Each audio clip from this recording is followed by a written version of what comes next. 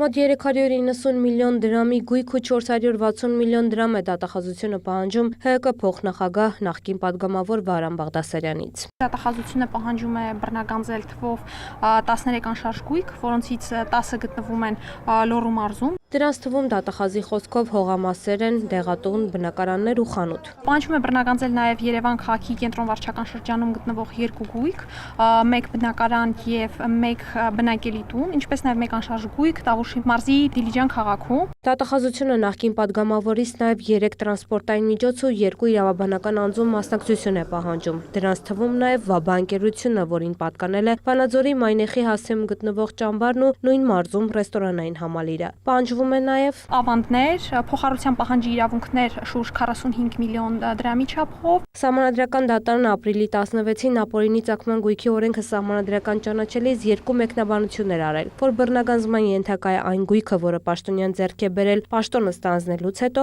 նաև այն գույքը, որը կապ ունի հանցանքի հետ։ Այս որոշումը Բաղդասարյանից պահանջվող գույքերի ցանկում փոփոխության չի հանգեցրել։ Հիմնավորումների տեսանկյունում հարկ էր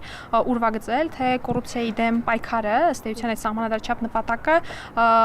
որ գույքերի նկատմամբ է կիրառելի, պահանջում ներառված, եւ ըստ էության դատախազությունը եկել է եզրահանգման, որ պահանջում ներառված բոլոր գույքերի նկատմամբ կոռուպցիայի դեմ սահմանադրչափ պայքարի նպատակը